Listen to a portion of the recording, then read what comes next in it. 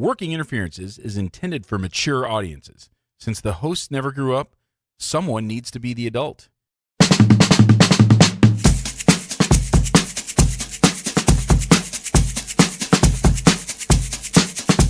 Welcome to Working Interferences with Josh and Lance, the dental advice podcast for the average dentist.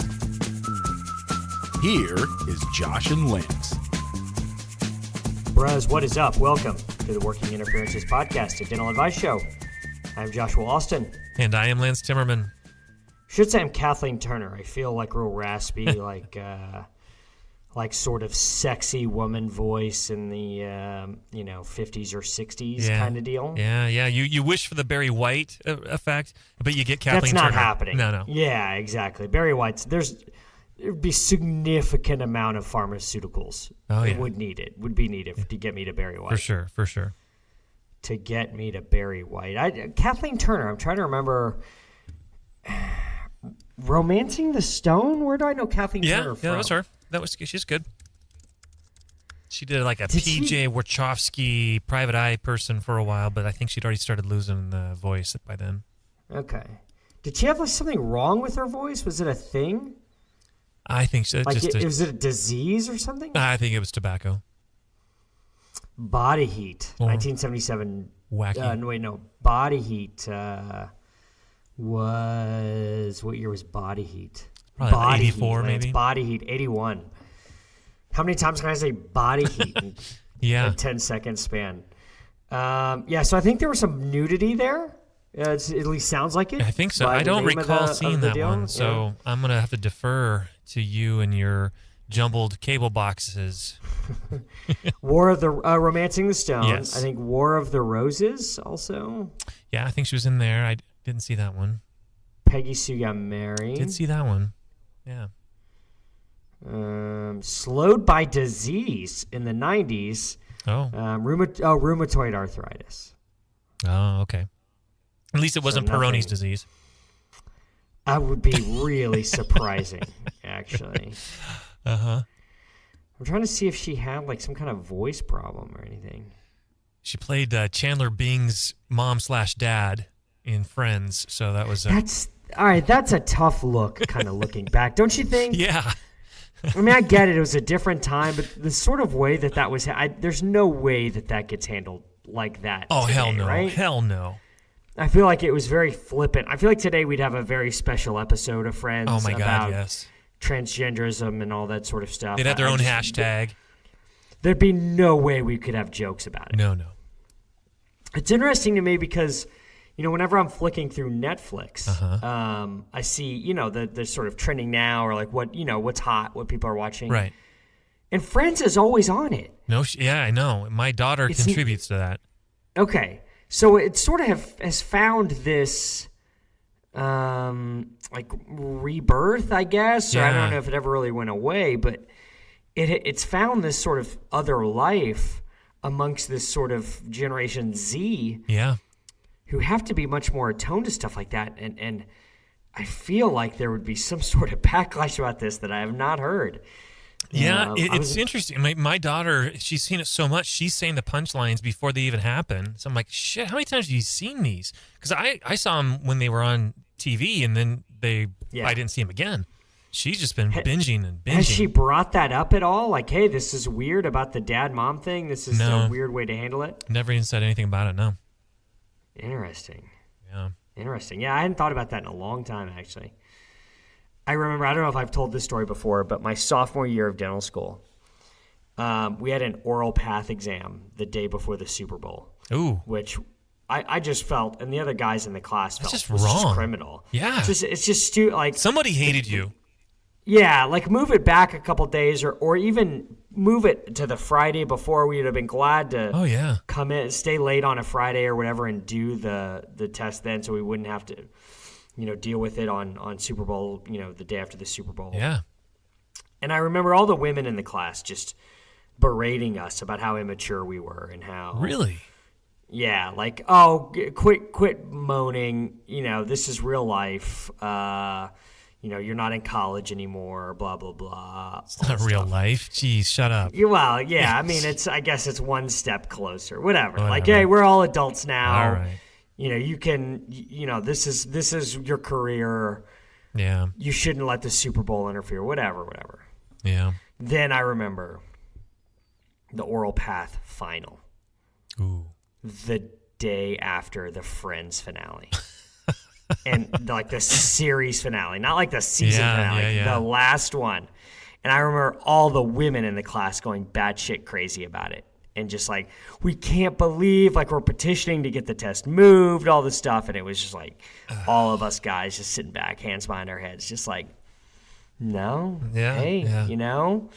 you got, this is your career. What's more important, the finale of Friends or your career? Yeah. I think it's time to put childish things away or whatever bullshit they tried to tell us. Put on your granny panties. Exactly.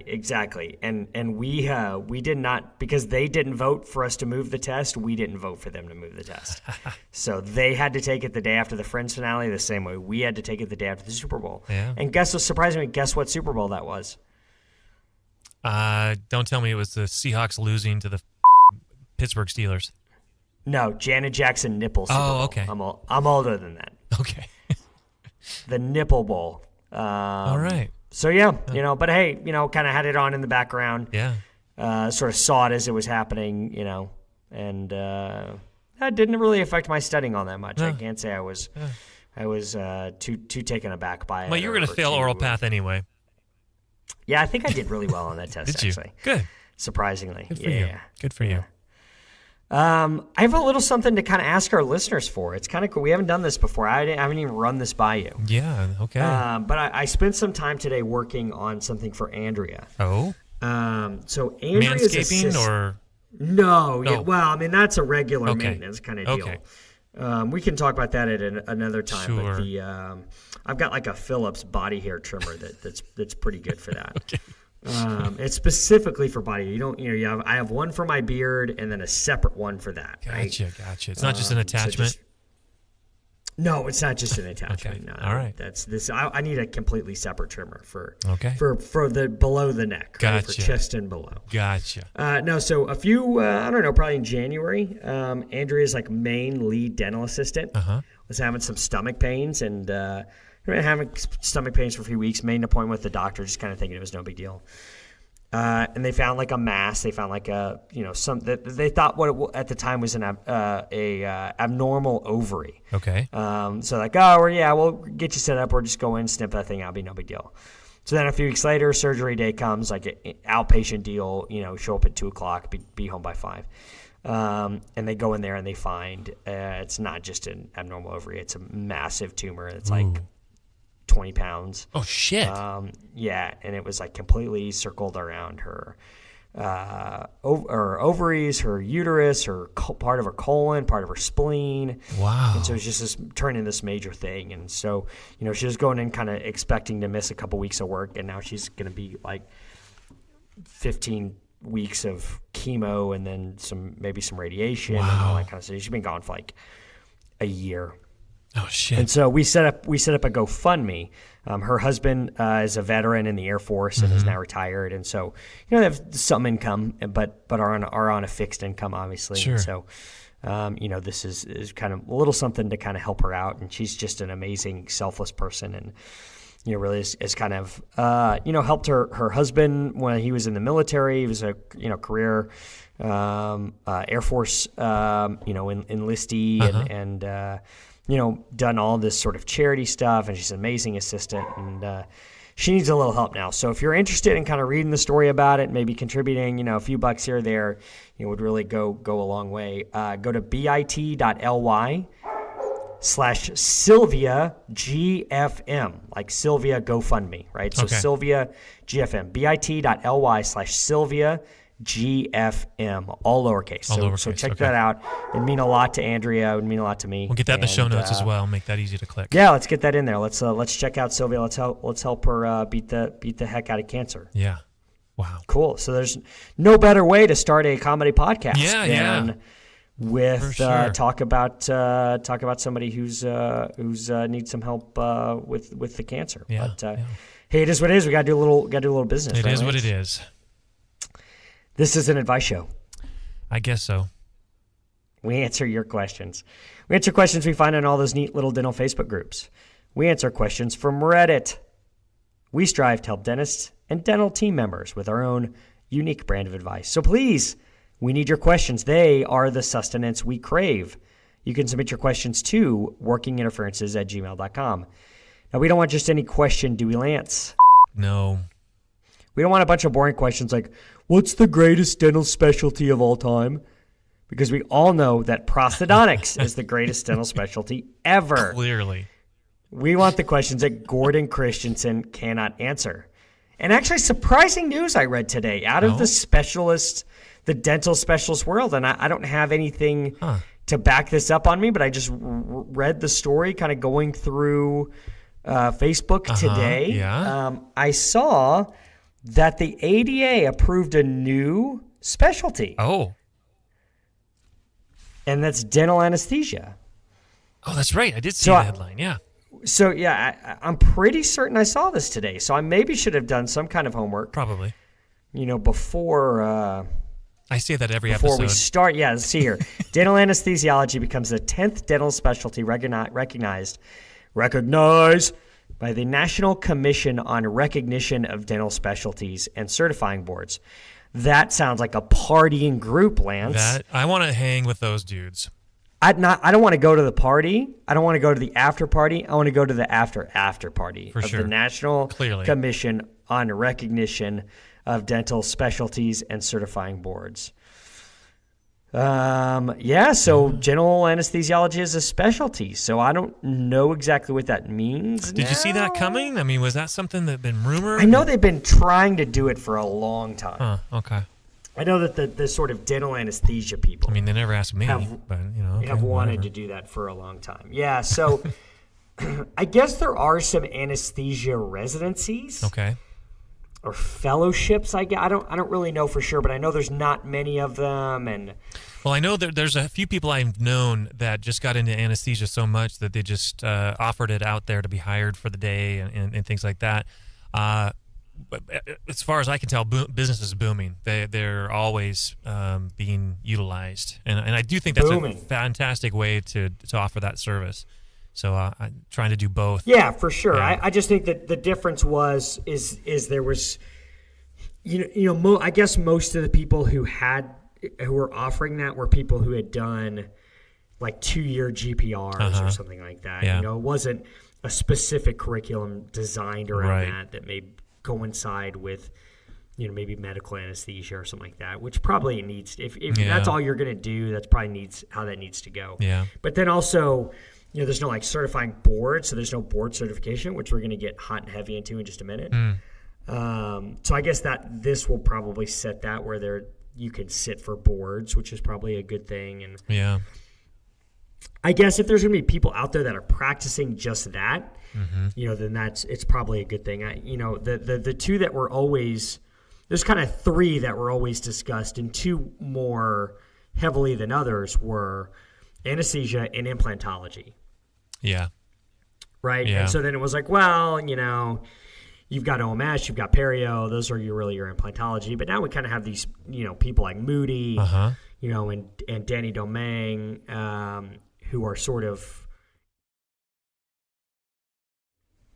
outside of that specialty trained world that still are basically implantologists. So where do you classify those guys, right? Right. So it'll be interesting to see if that kind of comes along, if we start to see some implantology.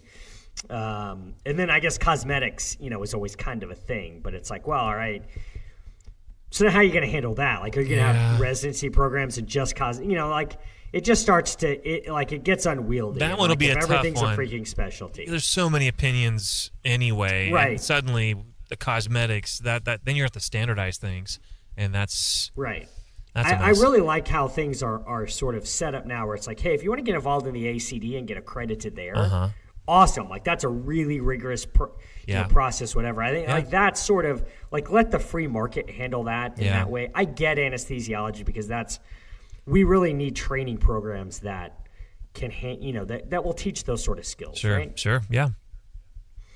I'm always somewhat jealous of the anesthesia folks, aren't you? A little bit. Because, I mean, I get it. Inherently, if things are going well, their job is really boring. Mm-hmm. If their job is super great, like, oh, hectic day, that means they were, like, resuscitating people, which is bad. Tough look. Yeah. See, I like the fact that pretty much everything I do, the risk of death is pretty low. Yeah. And maybe not so much with them. Yeah, I mean, I don't know. When you look into it, it is still pretty low. Yeah. But yeah, I mean, it's just like, I'm doing the dentistry while they have the patient sedated or whatever. Yeah. Like reading a newspaper. Yeah. Yeah. Flipping through a magazine like on the other side of the office, like just listening to the monitor. Sweet gig, man. Yeah. Sweet gig. Yeah. Pretty low overhead. You don't really need a team. Yeah. Yeah, it's pretty nice. Pretty nice. Pretty good, yeah. Let's see here. My mouse just died on me, Lance. I've never had this before. Wow. There we go. Okay. There it is. It's back. Okay. It's back. Question 1. Trent asks, did you see that ad from the Pros in Denver? You guys have to discuss this. Yeah. I will have to admit, Lance, I was a little I was kind of out of the loop. I was sick all weekend. Oh, okay. And so I didn't really know exactly what was happening here. So you had to do some research for me. I did a little bit. Well, I kind of watched it as it happened. So you were around this week and you kind of saw all of this. I watched it happen. I agreed with the sentiment that people had about what a fucking bitch. Yeah, so why don't we before we get there, Okay. Why don't you kind of give the rundown, and then after you give the rundown, I will read the ad that sort of started all this, and then people dug deep. Yeah. After the ad was sort of uncovered. Yeah. All right. So here's a prosthodontist that runs an ad, and it's the mudslinging type of marketing where in order to elevate herself, she pretty much shit on all the GPs and basically said the only person that should be doing cosmetics and implants and everything like that is me, a prosthodontist. I'm trained. She also threw under the bus some well-respected groups of people, including the people at Pankey Institute and the Las Vegas Institute, and basically said if you go to a dentist that trained there, their only focus was to make money and not your benefit in mind. And they, buyer beware, but they're gonna shit all over you and make you do a full mouth reconstruction kind of a thing. And so this ad gets discovered and gets posted, and it sort of goes viral on some of the groups, right? It did. It got shared, and then people glommed on. I think Alan certified it dumpster fire pretty early because it still had a lot of legs after that. Yeah, this was an early certificate. They're called this election early. For dumpster fire. Yeah. So this ad gets posted. People start digging into her and her website, and then other stuff kind of comes up later. Yeah, but let's start with this ad. Okay. Because this is where everything started. So I still never got a full disclosure on where this ad came from. It was like some magazine, like Denver Magazine. Yeah, 5280, I think, is the name of a magazine. I believe that's their Elevation, and so they have a magazine name. Okay. Yeah. So it's a city magazine for Denver. Yeah. It's a full-page advertisement. So I go big or go home. Right. Full-page advertisement. I think you need a full page to throw this much shade. If you're going to be shitting this much, it's going to take a page to wipe. Big, huge kind of headline at the top. Yeah. Think your dentist knows implants? ? Think again. Prosthodontists are the real experts. Dr. Ann Fabricius is one of Denver's only board-certified prosthodontists. And then this next part is bolded and in blue. The ADA recognized dental specialty devoted to dental implants.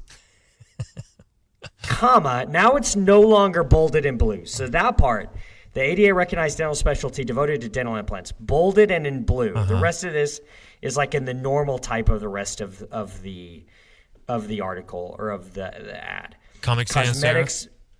Yeah, no, it looks like Arial to me, or Helvetica. Probably Helvetica, like that. Yeah. It is definitely I don't want to get into like design of fonts, but that's outside of this. But there are no serifs on this font. Gotcha. But this is it's so technically it is a sans serif, but it looks more to me like an Arial or Helvetica. It's not Comic Sans. That's just silly. It is not comics. It would be better actually. Probably Please, you would. Next time, and Dr. Fabricius, do this in Comic Sans. Fabricius, isn't that the odor spray for your furniture? No. Or like when you go to shit up your bathroom in your private bathroom in your office. Spray a whole bunch of Fabricius all over that shit. The ADA recognized dental specialty devoted to dental implants, cosmetics, veneers, crowns, bridges, and dentures. Residencies in prosthodontics are 3 years in length and focus on all aspects of dental implant treatment. I really don't like how the bolded part in blue stops at dental implants, because the first thing your eye sees is the ADA recognized dental specialty devoted to dental implants, which is total, utter bullshit. Total bullshit. Right? I mean, like every residency, I guess, except for maybe pedo, has something to do with implants. You know, I mean, perio is hugely regenerative and implant-based. Yeah. Oral surgery, obviously heavily implant-based. To say that the ADA recognized dental specialty devoted to implants is utter bullshit and misleading and like offensive. I'm offended for Brian Mealy and Ed Ellis and the perio and OMS guys that I know, that run residencies.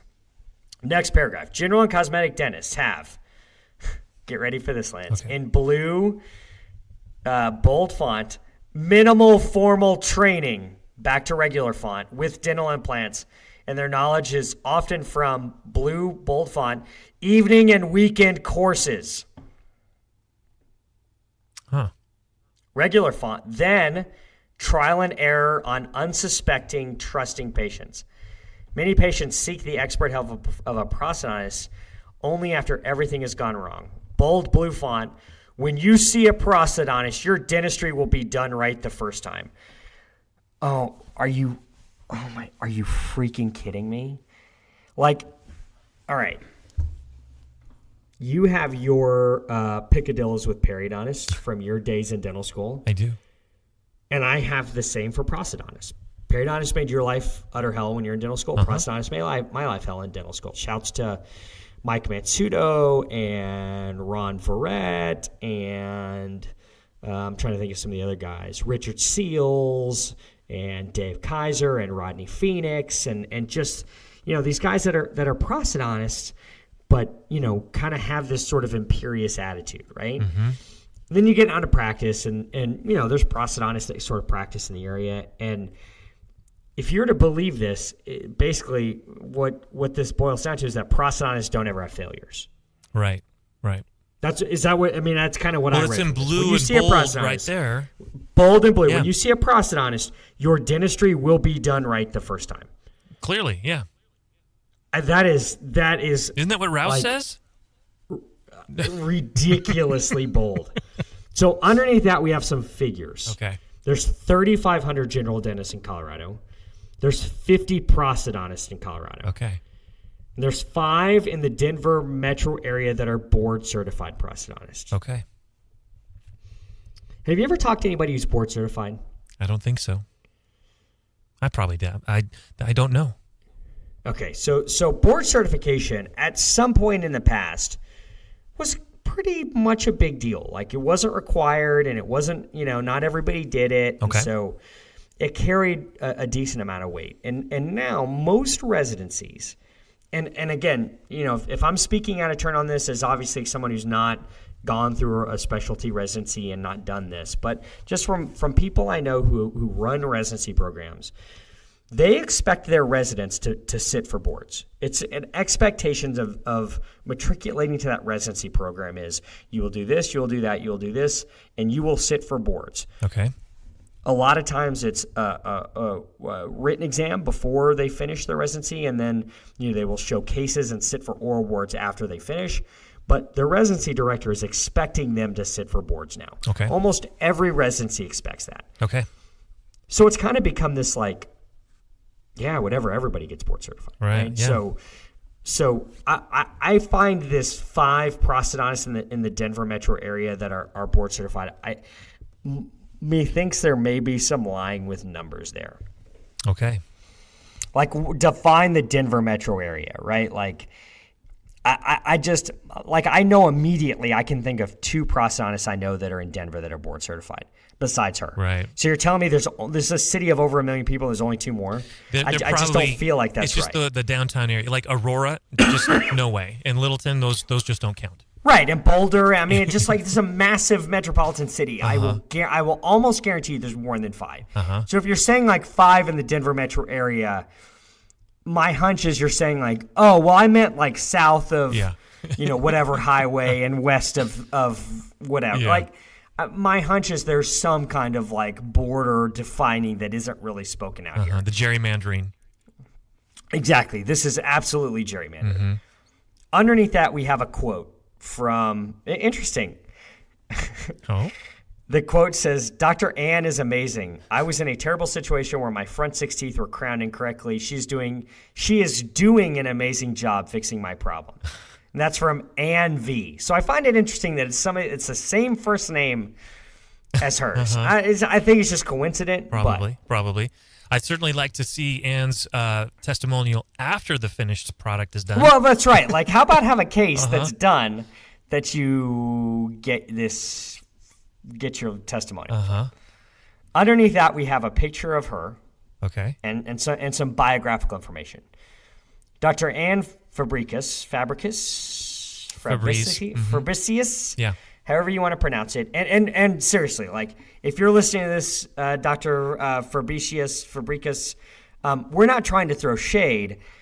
I just think there's some things that need to be called out here, and I think you're probably already regretting this whole thing. And I just hope you see why. Yeah. And then that's what we're going to try to illuminate you on, because I think the internet world got really mean really quickly. Oh, yeah. And I want to try to stay away from that sort of meanness. Right. Northwestern University. She's got a BA in biologic sciences. Okay.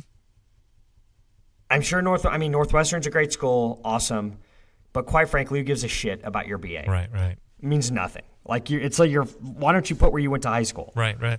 For sure. Were you in the National Junior Honor Society? Did you play field hockey? How about that? Like, those things matter about as much as your BA from Northwestern. Well, it's kind of like you look at other people's websites and then they just list all their memberships in the state societies and stuff. You're like, well, that's great. Stupid. Cool. Okay.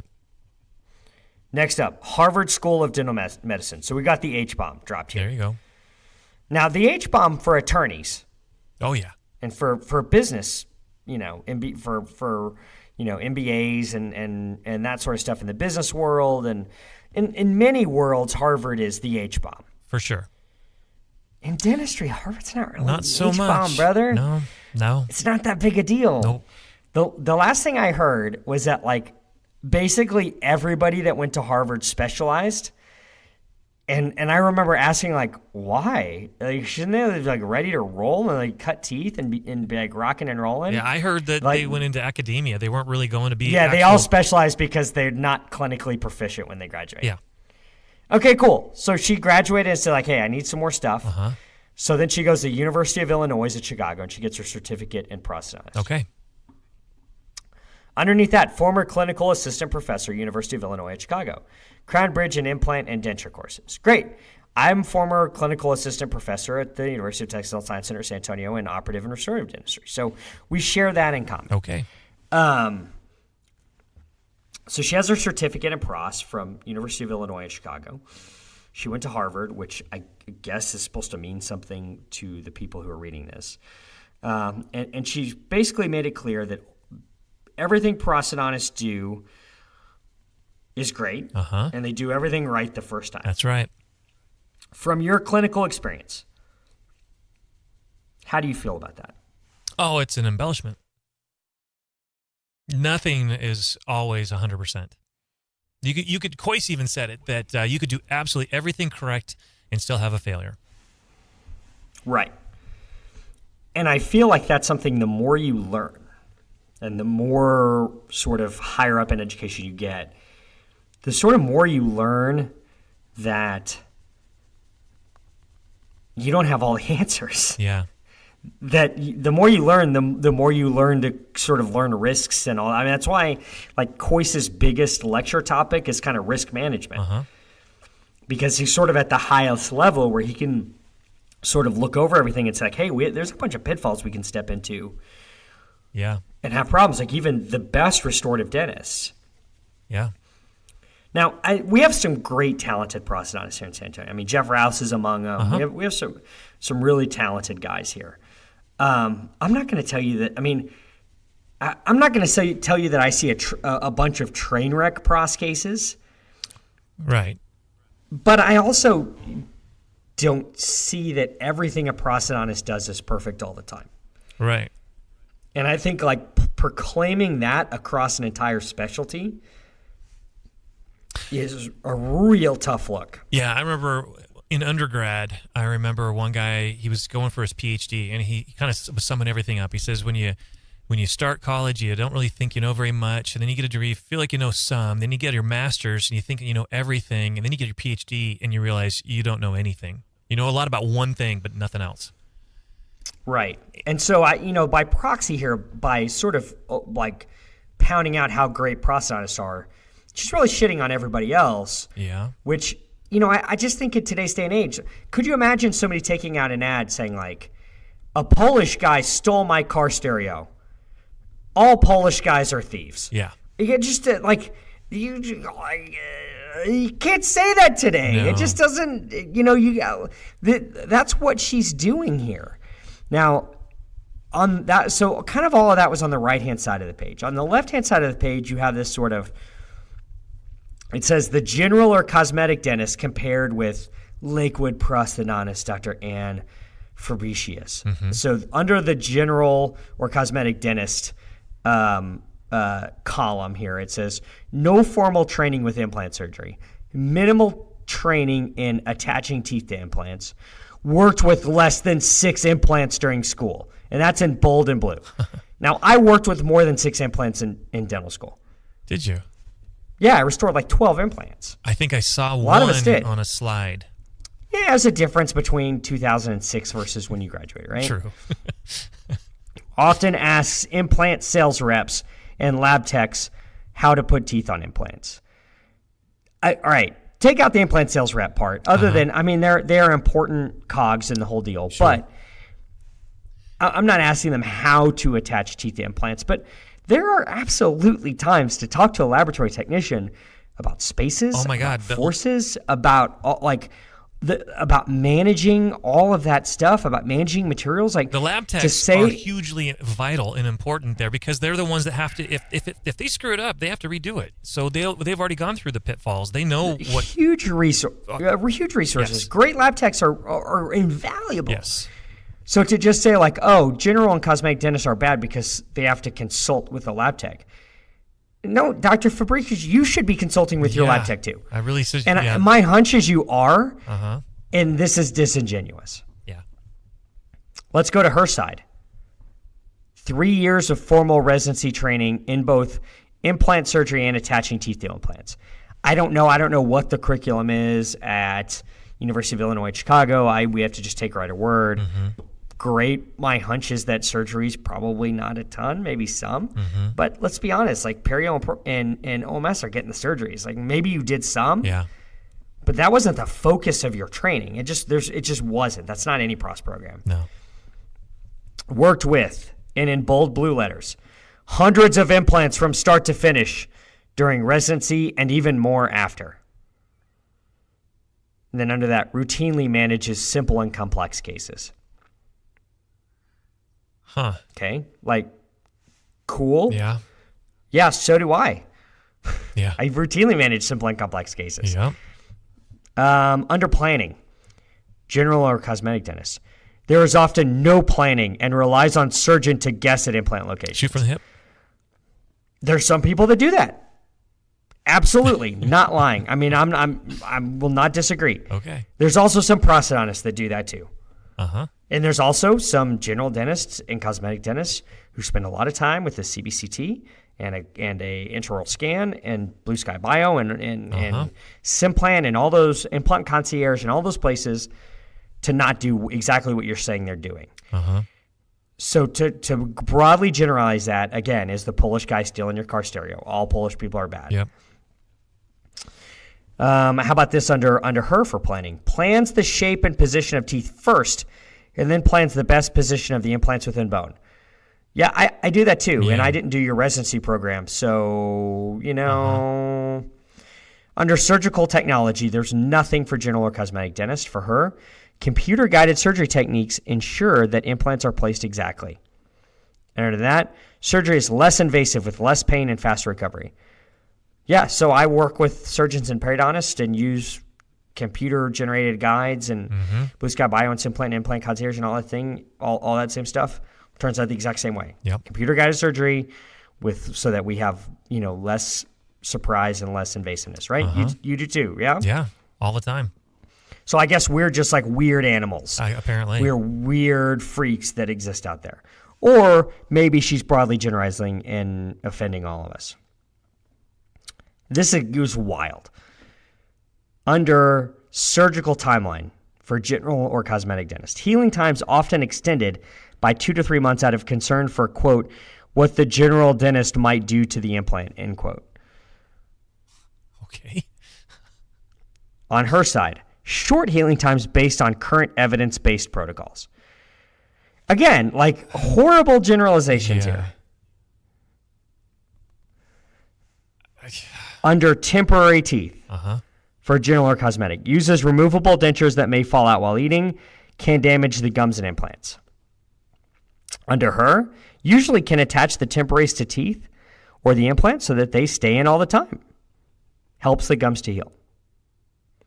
I do that too, Lance. Yeah, what about you? Yeah, that's kind of the SOP there. Yep, that's kind of what the system is. Yeah. Yeah, it's this sort of the way that it goes. You're converted the day of the delivery and the surgery. Yeah. And it's, like thousands, hundreds of thousands of cases have been done. It's pretty, I don't want to say it's easy, but I'm like, this is the way routine. things get done now. Yeah. Permanent teeth under general or cosmetic dentist. Has to work around implant positioning problems due to poor planning. Has that happened? Yeah, absolutely. It happens all the time. Has that only happened to general dentists? Absolutely not. That's happened to prosthodontists too. I love this one. Average quality labs. Wait a minute. Yeah, sure. Could. I know that there are prosthodontists that send shit to Glidewell. So, slow your roll. May substitute aftermarket parts to increase profits. Sure, there are general dentists that do that. Yeah, absolutely. I've heard stories. There's prosthodontists that do it too. Yep. Under her, teeth look natural because implants are positioned correctly. Yeah, so do the restorations of a lot of general dentists. And underneath that, big bold blue letters, top quality labs. Lance, are the top quality labs? Do they only accept cases from prosthodontists? Not that I'm aware of. Yeah. I don't know where she got that one from. Don't know. Kind of reaching. Only brand name implant parts. Okay, cool. All right. I only use brand name implant parts too. So you do you and I'll do me. But to say that all general dentists may substitute aftermarket parts to increase profits is offensive to me as a general dentist who does not do that. Yeah. Maintenance. General or cosmetic dentist. Problems are more likely and may require work to be completely redone in the future in bold and blue. And that's called restorative dentistry. Everything might need to be completely redone in the future, and in fact, everything will need to be completely redone in the future unless the patient dies. Under her, lower maintenance costs due to better tooth design and higher quality parts. You don't know what I'm Dr. Fabricius. I don't care where you put the implants and how you design the teeth.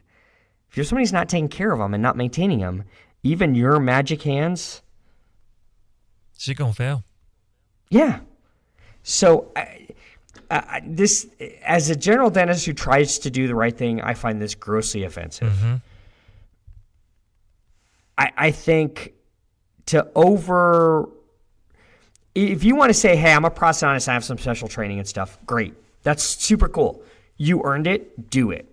Talk about how, the things that you learned in a residency and whatnot. Talk about what sets you apart. Don't put others down in an effort to do that. Do you agree with that statement? Totally agree. Yeah. What would you have done differently on this ad, Lance? All of it? Yeah. I mean, marketing should be coming from a standpoint of what you do, what you offer. You don't have to put the negatives of the alternative. Just say what you do and what you do well. Right. That's it. How do you think this ad happened? Do you really think this was like the point of her ad was to tear down GP, or do you think this was like phone meeting with a marketing company? They just start talking or whatever. I can't imagine a marketing company encouraging this. She had to go off the rails, off the reservation here, and doing it on our own somehow. Because any marketing person worth their salt is going to know that you don't start shitting on others, because it'll always reflect poorly. I mean, I'm sure there are people reading the ad, that the consumer that she's actually targeting, who can read between the lines and say this is not how the kind of person I would want to go to. I'm sure there are plenty of people that probably agree with it, and it probably works to a degree, but I don't know. I'm looking here on the ad to see if there's some kind of little text or something like that about like a marketing company designed this or what. I don't see anything. Mm-hmm. So that doesn't mean that they didn't. Right. But yeah. I mean, ultimately, the marketing company is going to do what the guy writing the check is asking them to do. So it might be, despite their protestations, they may still have gone to print. Right. The other thing, I mean, so I'm trying to look, and was it ever decided like when she graduated from dental school? Because it doesn't say. But she's young, right? She's young-ish. As the thread got dirtier and uglier, there was shout out to Lisa, the listener, that worked in the office that she took over in Chicago before she relocated to Denver. So there's kind of an ugly history. Did you read those parts too? Yeah. So first off, like before we dig into kind of reaction onto this, okay. So people started digging into her. Uh-huh. They found an article on her blog or something like that we're going to get into that has been since deleted, but someone somehow got screen grabs of. And then some readers and some people who had reacted to this kind of bombarded her Google reviews, which I feel like that's a tough look. Yeah, that's where I have a hard I just time think. with I mean, I think she regrets this enough probably already. Yeah. And I just think that's taking it to a level that I would like to not see us resort to that. Agreed. I'm not, if you left a review or whatever, I'm not calling you names, whatever it is. I just think that's and I get it that the sort of her ad was in a mean spirit, and that that mean spirit kind of got carried through. But I would just say hey man, be cool. And I would discourage against that. Yeah. Now I certainly hope that I don't get any 1-star reviews now based on that. I'm not calling anybody out. Uh-huh. I'm just saying I wish that wasn't sort of a reaction that happened, because I just know how that affects a practice, and I feel like that's really bad. I think she's going to get her. She's gonna learn the school of hard knocks here. Mm-hmm. So here's the article that was posted on her blog that has kind of some more information. Uh-huh. The title of it is How I First Learned About the Dark Side of Dentistry, publishing date 1/4/2019. So just 8 weeks or so ago. Yeah. 10 weeks ago, something like that. Okay. Here we go. First paragraph. After finishing residency in 2013. So that tells you she graduated dental school in 2010 and then finished residency in 2013. Uh-huh. So she has been out of school for 5 years. Okay. I purchased a high-end general dentistry practice in the suburbs of Chicago. Based on the records of the practice, it appeared that many patients needed complex crown and bridge procedures, one of my areas of expertise. I immediately took over the recall exams that were done with cleanings and was pleased to meet lots of wonderful people, but something was very wrong. The revenues were plummeting even though most of the patients were coming in regularly for preventive care. It took a few months for me to figure it out, but turns out the previous dentist had been telling patients at their cleaning appointments they needed expensive treatments to, quote, fix things that were actually still in good condition. Since I wasn't selling patients unnecessary treatments, the profits of the practice declined sharply. I also uncovered a billing fraud scheme where patients were billed for individual components of bigger procedures. For example, instead of just billing for a crown, they were billed for a crown, temporary crown, and gingivectomy. Those extras added $600 to the cost of the procedure. Having just come out of residency, I thought dentists had the best interests of their patients in mind, but this was a rude awakening to the truth of the profession. Many dentists care more about profits than the well-being of their patients. I pursued legal action against this dentist, and a jury ruled in my favor in September 2017. I will always be grateful to the 12 jury members who gave up their time to send a clear message to the dental community. Do not sell your patients unnecessary treatments, and do not defraud them. So if she had just finished her residency and went into this, I'm assuming she did some research when she was in residency, so she should be pretty familiar with research protocols. Her study here, which is characterizing almost every dentist, has an N of 1. N of 1, yep. She's judging every single general dentist in the country based on this one case. So Lance, that Polish guy that stole your car stereo, that's why you hate Polish people, exactly. Right? And all of them. And all because one Polish person stole a car stereo. Every one of them is a horrible, horrible person, right? Every damn one. And the last thing I want is 12 jurors that have no dental training to make judgment on the necessity of dental work and the quality of dental work. And how does this case go to a jury trial? That's another question. Like, this case goes to jury trial, and a 12-person jury. Like, this is in Chicago. Like, this is a murder capital of the world. It's a car-free zone, so they have other things to do now. Sure. The other thing so she finishes in 2013. Then she practices for some period of time in Chicago and then moves to Colorado. So every case she's ever done so far has been a success because of geography. Geographic success. Because she was in dental school, and whatever she treated there, everything in dental school is a freaking geographic success because you move. You're gone. You've graduated. It takes you a few months to do anything in clinic. By the time you get done, everything's still fine. You haven't seen anything come back. That's right. You've seen everything. You've seen other people's stuff come back, and then you think, oh, they sucked, and because I haven't seen anything come back, and then you're gone, and you don't see your stuff starting to come back a few years later. Then she goes to do residency, where the same freaking thing happens. She's there for 3 years. Not really enough time to see much stuff come back. No. Then she goes to Chicago. Is there for at least, I don't know, a couple years, 4 years, maybe 5. I don't know. I don't know when she opened this practice. And then she moves. So the stuff she did in Chicago, she hasn't seen fail yet. And now she hasn't been in Denver long enough to see stuff fail. So this is somebody that's never seen their dentistry fail. Yeah.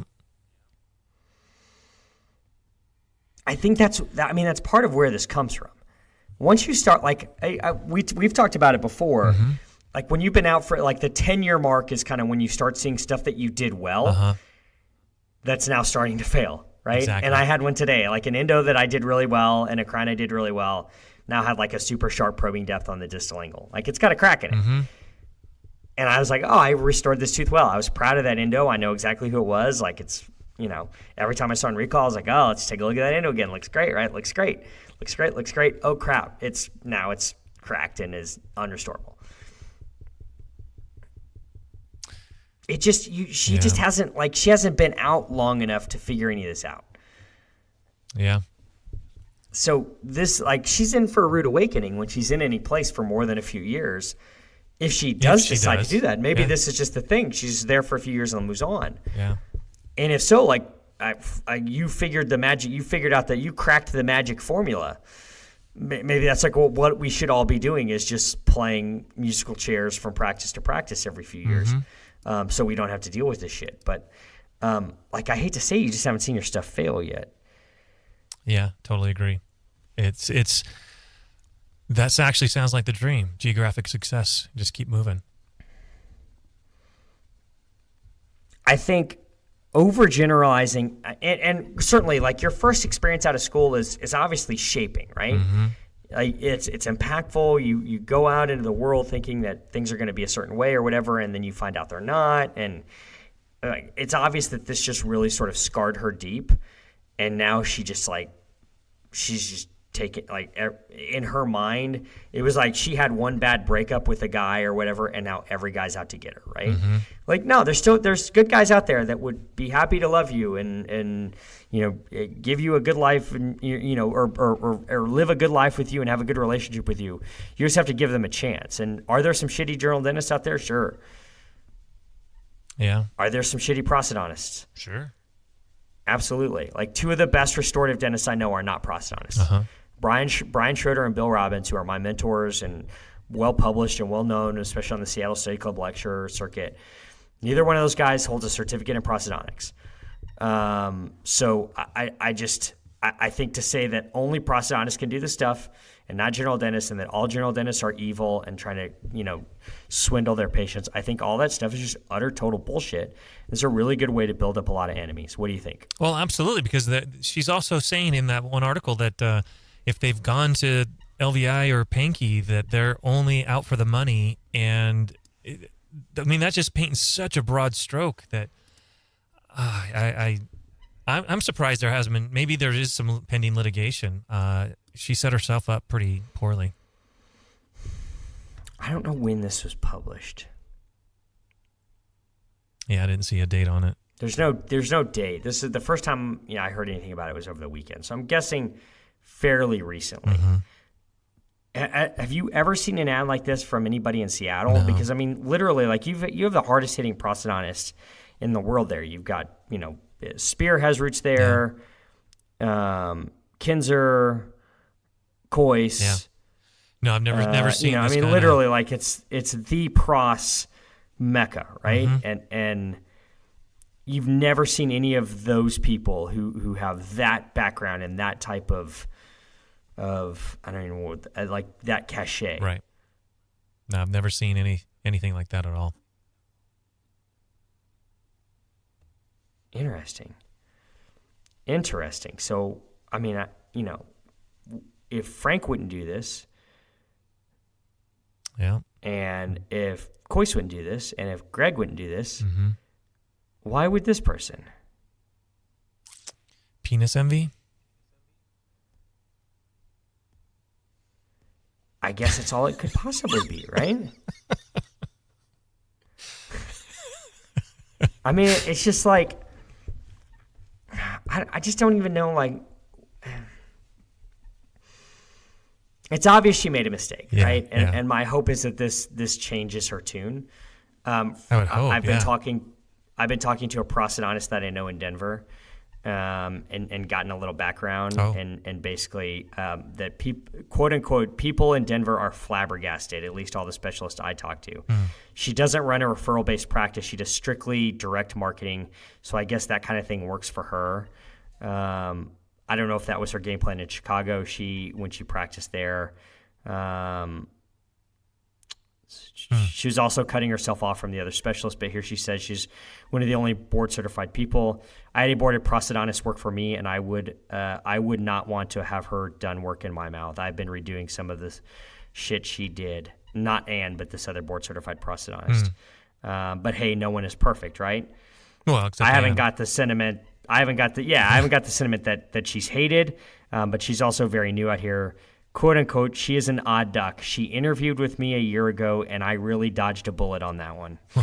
Yes, you did, buddy. Yes, you did. And that's from one of my students who I taught in operative, and who's one of my best students, and was really good with a handpiece and a guy I would trust to work on me. So, prosthodontists, don't be a pain in the ass. Don't take out ads like this. No. Take out an ad that says like, hey, stuff's hard. And if you want somebody who's done a little extra education on the hard stuff, like, we're here. Yeah. Don't cast other people, don't throw shade. Don't have a whole, 1,000-word article just throwing shade on, overgeneralizing every general dentist. Yeah. You cool with that? I'm cool with that. Words to live by. You want to do a quick Reddit? Sure. Right. I feel like we need to do something other than that. We probably should. We have to like get that taste. I have to get the taste of her out of my mouth. That's a good idea. Clear the palate. Clear the palate. Reddit user Maddie Starts Growing asks, smoking weed after implant. Hey guys, next month I'm getting a bone graft, and one implant is being put in for my front top tooth. I don't smoke cigarettes at all, but I do smoke a fair amount of marijuana, like several times a day. I know I can't smoke for the first week after the implant is put in, but as long as I have good dental hygiene after, there shouldn't be a real issue with me smoking, right? Like, no more than anyone else who is a smoker. Well, this might be something that you've dealt with more than I have because of the statutes and legal situations in my state versus yours. Sure. But it would stand to reason. My guess is people are just more open about it, that you still have the same number of people in your office. They just don't tell you. Smoking is smoking, man. Yeah. I mean, wacky smoking tobacco. Crack, smoking weed, smoking cigarettes. Yeah. Like, smoking is smoking. And it's like, I my hunch is, and I've never looked, I don't think there's ever been probably any exhaustive studies done on, like, what does smoking crack do to an implant once it's been placed. Yeah. I just think smoking anything probably ain't good. My guess is, and I don't know. My guess is the decrease in capillary and blood flow and everything is going to happen with weed smoking as well. So smoking is smoking. Doesn't matter. So this is smoking. I did see the somebody commented saying, "Hey, go for edibles." That maybe if you're that's the thing. We got alternatives. Smoking is the least desirable way to consume marijuana, at least in my opinion. Yeah. I mean, like, edibles are the way to go. I would even vape it before I would like roll up a J and smoke it. The technology is exploded since they got legalized. They got so many different ways to consume that it's, man, why would you bother smoking? I don't know. I don't do it, so I don't know. Yeah, I mean, that's sort of my thought is, man, if I lived in Washington State or Colorado, I think I would be I would cotton to the edible game more so than I would like alcohol or whatever. Right. Yeah. And I actually think there's like weed drinks now too, right? Yeah, there are. Weed coffees, weed sports drinks. I just feel like there's so many other ways to get it. Like, just for 6 months after, like, while your implant integrates and you're getting it all restored and all of that, like, stick to the edibles, stick to the drinks. If you just have to do something that has, like, that immediately hit. Because I get it. Yeah. Like, you take an edible and it's 40 minutes before you got it, right? Upwards to 2 hours. Yeah, and then there's always that moment of, like, shit, it's not working. Do I eat another one, right? And then that's like where you get into trouble. Yep. You start chasing that second pass metabolism, and now it's... now you have a bunch hit your system all at one time and hit you like a sledgehammer. So I get it. Like, there are some problems with edible, or there's some, sort of, you got to sort of figure out how to schedule things out, and before you want to get the high, you eat it 45 minutes or whatever early, all that stuff, right? Yeah. But even then, like, vape it. Yeah. Just like that time you need that immediate hit or whatever, vape it. And I feel like that's at least going to be better than smoking, right? Or take a drink of it. I would take the drink. I'm not sure if vaping would be much different than smoking, though, would it? It's got to be a little different, right? No. Because you don't have the heat. Okay. You just have the water vapor. Okay. I'm not saying it's good, but I'm also saying it's got to be better than just blunt smoke. Yeah, I don't know. I know that I'm not going to be taking a class soon. I'm not Dr. Dre. Yeah. They have classes up here now for the dental professionals to be aware of the side effects of marijuana and stuff. So in the near future, I should be a bit more of an expert in it because I will have actually been presented some data. But at this point, I don't really know. So if you have an option of a patient coming in drunk or stoned. Stoned, hell, yeah. Oh, like 150%. Yeah. It's so much better than alcohol. Well, it's so much better than alcohol. Yeah, I would much rather have someone abuse weed than abuse alcohol because you cannot smoke so much that you'll die, but you can drink and get alcohol poisoning. That's the thing. Can you abuse weed? The only way I guess you can in that you can smoke enough. Yeah, you could smoke enough. Well, I mean, you could use marijuana enough to sort of diminish your drive to want to like go to work. Yeah, I can see that. There have been 0 documented cases. Right, you can't overdose or whatever from smoking too much. Like, all right, cool. So socially, I guess you could abuse it enough to impact your. Oh yeah, you might get fired. You might commitments lose or whatever. Your family. Right? Yeah. You might all these other things, but you won't die. So it seems like alcohol is just a way quicker way to destroy your life than marijuana would be. Uh-huh. But I don't know. I have 0 experience with like that level of use. So get some edibles, man. Where are we at on like transdermal anything? Like the nicotine patches. Do we have a marijuana patch? Probably, I think so. It's got to be something, probably, right? Yeah. Do you remember? So there was a girl in my high school, and maybe every high school has this story. It's a girl in my high school, and her name was Kim. I remember her very specifically, and she had this story of like when she was a kid, 9, 10, 11 years old, something like that. She'd gone to the zoo. Mm-hmm. And at the zoo on the ground, she found these like temporary tattoos. Oh. And she's like picked it up and, you lick it or you get it wet or whatever, put it on. Uh-huh. And it turned out that it was like LSD. Right. And she's like 11 years old going on this like deep LSD trip. Okay. Yeah, have you ever heard of, like, it seems like an urban legend. Yeah, I've heard stories of that, but yeah, I don't know of anybody specifically. So if we can do the LSD thing, transdermally or sort of on a temporary tattoo, I feel like we're at the point now where we can synthesize the THC and sort of reduce it down to a very concentrated amount that could maybe go transdermal. Yeah, probably. Let's Google it. Let's see. Okay. Let's see if there's a THC patch. I'm just seeing a patch that you could actually sew onto your jacket, which would be cool. That would definitely make your jacket, your clinical jacket, cool. For sure. How about this? Botanical hemp oil pure hemp patch. 75 milligrams, 2 patches. I don't know if that's THC, though, or if it's CBD. Yeah. I know that they do have balms and salves with CBD and stuff. So so if you can do that with CBD, I'm guessing you could do THC, right? Yeah, let's see. Transdermal cannabis. Yeah, so here's from Leafly, which I guess is a weed website. Uh-huh. 7 effective and convenient transdermal cannabis patches. Transdermal patches offer a new, unique way to consume cannabis outside the usual edibles, flower, and vape pens with their immediate infusion in the bloodstream. Their convenient way or quick option to address your THC or CBD needs. So that tells me you have either options, right? You can do a CBD or a THC, depending on if you just want the anti-inflammatory effects or if you want to actually get high, right? So here it is. Plenty of things. 30 milligrams indica THC transdermal patch. That's going to hit your system really quick. Uh-huh. Like, why do you need to smoke? Yeah, I see no need at this point. Why do you need it? Unless you just want to, like, roll that blunt. You want to roll that dog leg, Lance. Roll that thick hog's leg up and just spark it up. Well, there's always that.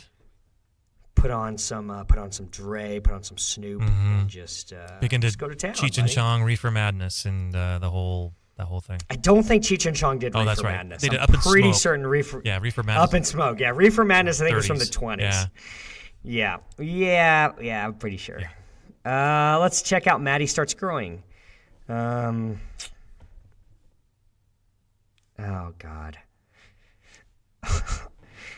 This is a rough one, Lance. Uh-oh. This is in the subreddit of wedding planning. Okay. How to go about... Oh, God. I don't even want to tell you this, Lance. Shit. We're going to go... This is going to be a long show.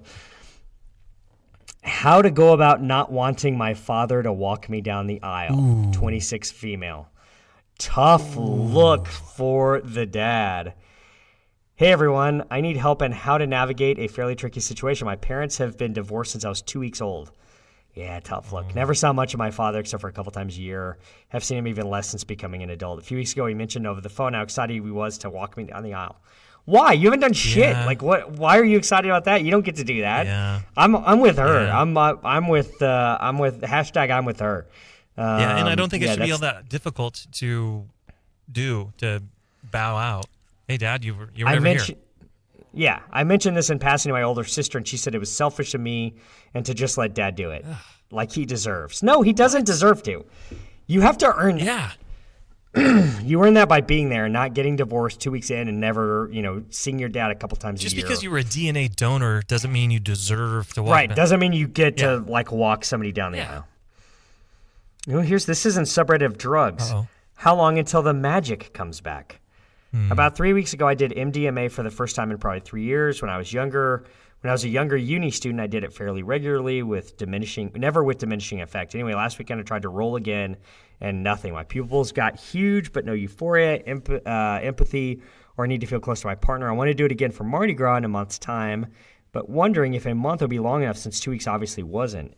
Even tried a second capsule when the first wasn't enough and still nothing.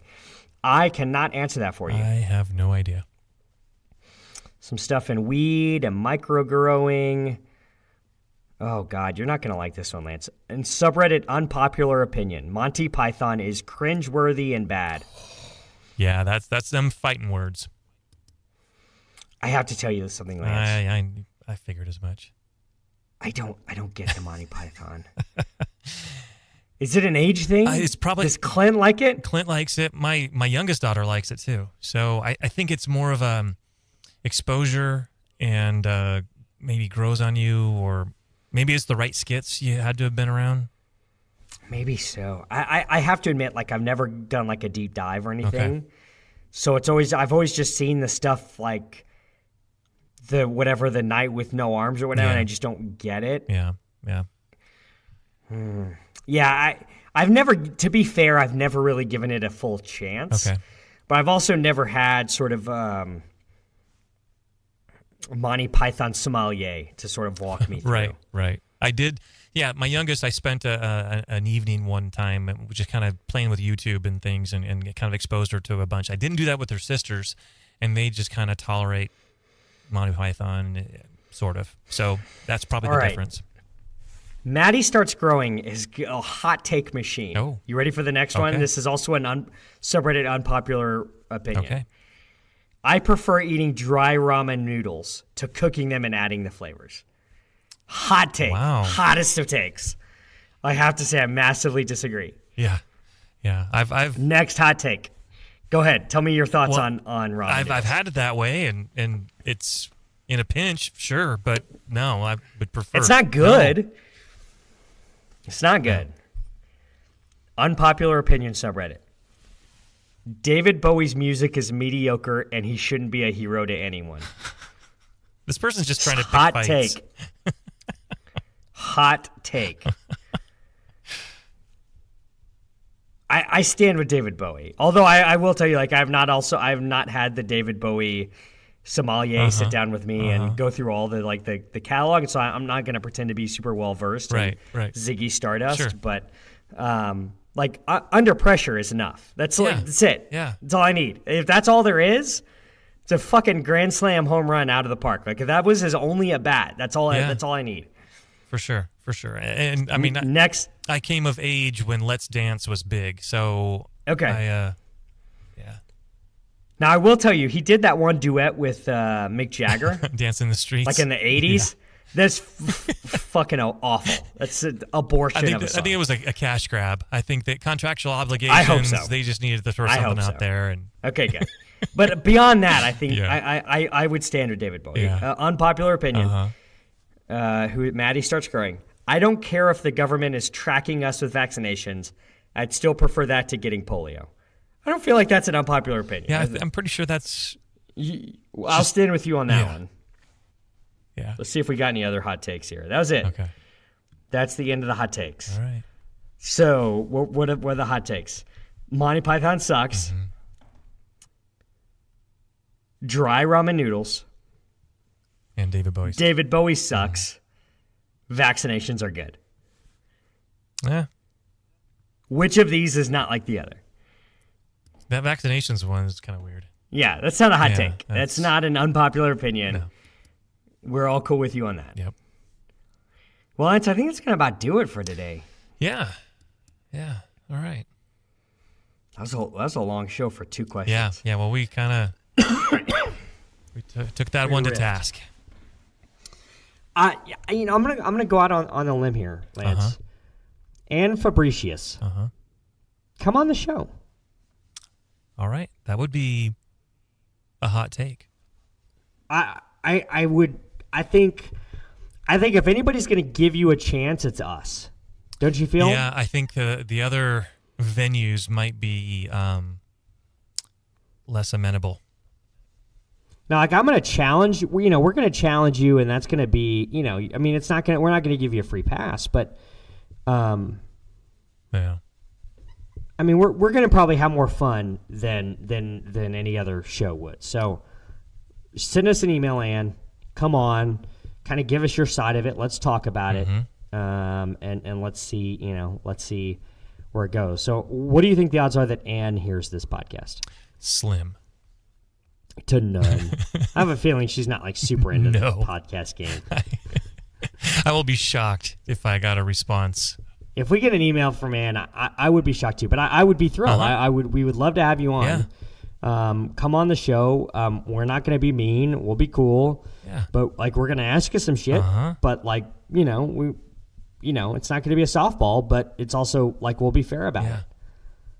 Yeah. That'd be, you cool with that? I'm totally cool with that. We'll even let her pick her song. Yeah. Probably. If I had to put money on it, I'm guessing it's going to be ABBA song. She just seems like an ABBA fan. Okay. Super Trooper? I take a chance on me, probably. That might be a good one to go with. Yeah. I got to be honest, Lance. I love that song. Yeah, it's a good song. I can't step on. I like ABBA. Yeah, I mean, I've not had the ABBA sommelier. Like, I've never seen Mamma Mia, anything like that. So I've never had like the full experience with ABBA. But I would say I do like that song. But I'm not going to step on it. I'm going to give her the chance to, if she wants to have that song. Yeah. I don't want to take that right away from her. For sure. So, I don't know. So it's my turn for a song, yeah? All right, so I'll get to it in just a second. I know what I'm going to do. Share this with your friends, especially if you're friends with Ann Fabricius. Send this right to her. Smash it over to her in a DM. Whoever you know that you went to school with, or you're friends with, you work with, that may enjoy the show, share it with them. That's how we grow the show. Rate and review us. iTunes, Stitcher, Spotify, the Podbean. How many stars do we like? I'm a fan of 5. Yeah, so if you're flicking through Podbean, flick 5 stars. You can hit us up on the web, workinginterferences.com. Hit us up on all the social bullshit. Facebook, Working Interferences with Josh and Lance. Twitter, @Winterferences. Facebook, we already did Facebook. Instagram, @Winterferences. You can find me on Instagram, @Joshua Austin DDS. You can find Lance on Instagram, @DrTimmerman DMD. Mash that follow button. All right. So I'm going, and this weekend, Friday night of this coming week, or this week we are in now, to Los Angeles to see our good friend Andrew McMahon play at the Orpheum Theater. And I've formed a relationship with the executive director of the Dear Jack Foundation through this sort of like charity thing that we've done with my office. So she got me backstage passes, which I'm super stoked about. So I'm going to get to meet the man. Again, I've met him before, but any time to meet him. And so, remember a couple weeks ago was my birthday. Yeah. So I turned 40, and Andrea gave me a very nice wristwatch. And she wanted to have the back of the wristwatch engraved with something, but apparently it's really difficult to find somebody to engrave a wristwatch. Oh. So we're still trying to find somebody to engrave it, but she had a message that she wanted on the back of the wristwatch, and so instead of having it engraved because she couldn't find anybody to do it in time, she just wrote the message on a card and put it in the box. And so we were at a nice restaurant, and I opened up the box, and I opened up the card and see like what she was going to have engraved on the back, and it's a line from an Andrew McMahon song, which is one of my favorite songs, and it's one of kind of the songs that Andrew and I fell in love to, and it's a song called "Bruised" off of his track. Or off of his article, off of his album, Everything in Transit, which is Jack's Mannequin's first album. So Andrew McMahon used to be the lead singer of Jack's Mannequin. They put out this album, Everything in Transit. This is a song called "Bruised" from there, and the line that she put on the card that's going to be engraved on the back of the watch is, "Hours pass and she still counts the moments that I am not there." So it's kind of the chorus from the song, and so the song means a lot. So I emailed the executive director and showed her a picture of the card and said, "Boy, it sure would be nice if he played Bruised when we were there." So nice. We will see if that happens. So I will report back next week. Cool. If that is the case, and I'll give you a full scouting report on what it was like to meet the guy and spend some time chatting with him. And cool. If there's any groupies or anything backstage, all that good stuff. Nice. So this is from Jack's Mannequin and Andrew McMahon, "Bruised." For Lance Timmerman, this is Josh Waston. Peace. Celebrate the foreskin. I've got my things, I'm good to go. You met me at the terminal. Just one more plane ride and it's done. We stood like statues at the gate. Vacations come and gone too late. There's so much sun where I'm from. I had to give it away, had to give you away.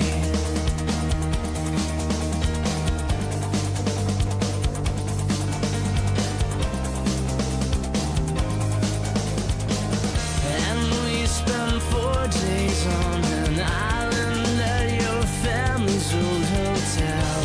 Sometimes perfection can be perfect, how perfect. Hours pass and she still counts the minutes that I am not there. I swear I didn't mean for it to feel like this. Like every inch of me is bruised, bruised. And don't fly fast. Oh pilot, can you help me? Can you make this last? This plane is all I got, so keep it steady now. Cause every inch you see is bruised.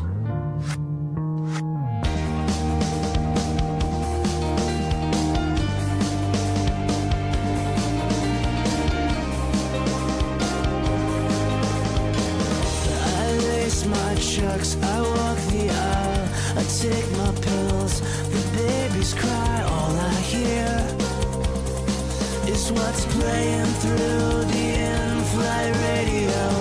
Now every word of every song I ever heard that made me wanna stay is what's playing through the in-flight radio. And I am finally waking up. Hours pass and she still counts the minutes that I am not there. I swear I didn't mean for it to feel like this. Like every inch of me is bruised, bruised. Don't fly fast. Oh pilot, can you help me? Can you make this last? This plane is all I got, so keep it steady now. Cause every inch you see is bruised. Yeah. So read your books, but stay out late. Some nights, and don't think that you can stop by the bar. You haven't shown your face, it sounds so bad news.